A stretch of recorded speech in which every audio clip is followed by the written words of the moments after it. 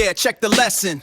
Mr. Bridge, this ain't a class, it's a lyrical siege. Get locked in, aim for the 9, the ultimate knowledge you achieve, man. Acids getting active, that positive H they packing, while the alkalis are rolling deep with the hydroxide faction. Word is bond, we causing a chemical chain reaction. Neutralization, a perfect solution we making. Neutralization, no time for debating. Neutralization, all the knowledge you're taking. Neutralization, a grade 9 you're creating. Thanks everyone for getting in touch and letting me know some of the areas that you would like to go over before the summer exams. One of the topics that came up was neutralization of acids, and in particular the pH curve and how you explain the shape of a pH curve. So what I'm going to do here is take you through some of the basics and then cover the pH curve as well.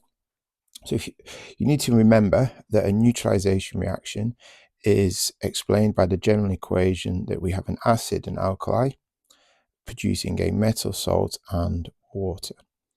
Remember, this alkali could also be a base, so it's acid and a base makes a metal salt and water. And the salt itself has a different name each time we do a reaction.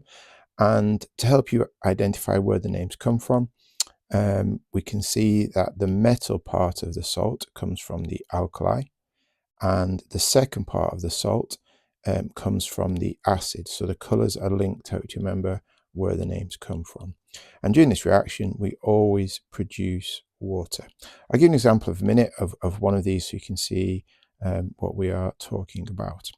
Other things to remember is that acids, all acids contain hydrogen ions, and you can see here are some common formulas for the acids. So you've got HCl, this hydrochloric acid, then we've got nitric acid, and then we have sulfuric acid, and they all contain hydrogen ions, and that's what makes them acids.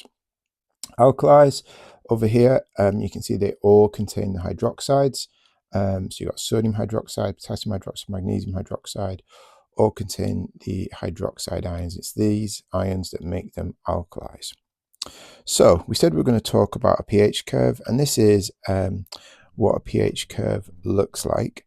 And you can see this, the classic shape is this S shape, and it kind of doesn't change pH for a long period of time, and it dramatically increases and then levels off again at a high pH.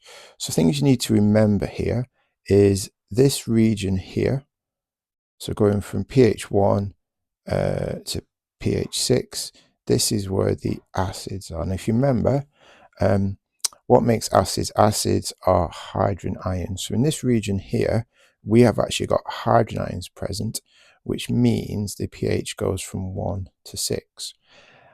Above pH 7, so 8, all the way up to 14. Let's see if we can do one of those lines going that way. Not as easy. Here is this is the alkalis, and remember, alkalis, we said, contain OH minus ions. So the reason these pHs are high is because they contain alkalis. What we haven't covered is pH 7, and pH 7, this is neutral. I'm going to explain what happens at pH 7 when it is neutral. Okay, so let's tell the story of the graph. And I'm going to do this story in kind of 3 stages. The first stage here is at the start. And at the start, we have a low pH. So the pH number is a low number. And this is because there is a high concentration of H plus ions. So the only ions present at this point, particularly here, are H plus ions. We then start to add the hydroxides. So every time we add some hydroxide ions, we start to get a change in the pH until it comes to this point here. And I'm going to draw this point. Let's pick a different line if I can. So I'm going to pick this point here. This is pH 7, and this we've already said is where it is neutral. Okay, and at this point here, let's change this now to region 2. So in region 2, here we have got, oh, go back to blue, it's easy to keep it consistent. We have got that the concentration of H plus ions is equal to, so equals the concentration of OH minus ions. So these two are equal, and therefore the pH is 7. You should hopefully recognize this. And this is called the ionic equation for neutralization. So this is the ionic equation for neutralization. And what this shows you is that you take your H plus ions from your acid, you take your OH minus ions from your alkali, and when these two are equal, then you form water, and that is when it's neutral. That is when it's neutral, because if we come back up here, we said the neutralization reaction produces water. And that happens at pH 7 here. Okay, so that's the second stage. We need to say the concentration of H plus ions equals the concentration of OH minus ions. We're then into the final stage, which is here, this top stage. Remember, in this top stage here, we've got pH numbers 8 up to 14. So these are high pHs, and they're high pHs because, so here we can say high pH because there is a high concentration of OH minus, that's the hydroxide ions. Okay, so questions like this often worth 3 marks, and all you've got to do is explain those 3 steps in order to explain the shape of the curve.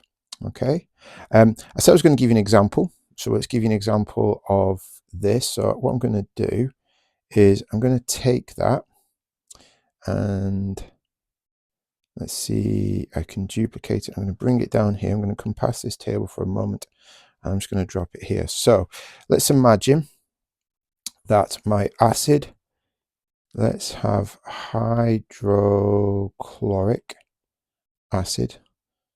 So I'm going to write them in the same colors to help us map these across. The alkali is going to be sodium hydroxide. Okay, right. So we have said that the metal in the salt comes from the alkali. So there's my metal. My metal is sodium. So the first name of my salt is sodium. The second name of the salt comes from the acid because it's red. So here, remember, hydrochloric acid, what does this do? This second part here tells me it's going to make a chloride. So that is a chloride salt, and then we get plus water. If you want more help on naming the salts, if you go onto the website, you can find the acid section, and there's a whole video on naming the salts. I've got one more thing I was just going to show you, an extra bonus material here. So you have to know as well the color of the indicators, and there's 3 indicators. So we've got litmus, methyl orange, and phenolphthalein. You need to color these indicators in acids and in alkalis. This table shows you the colors. Now, sometimes it's handy to have a way to remember these, and this is the saying that we have to remember the order of these. So we've got lately, mum panicking, really, really crazy because you're pink. And that helps you get these in the right order so you know the colors. These indicators go in acids and in alkalis. Good luck with your vision. Hopefully this helps, and thank you to everyone that asked for this to be covered in the video.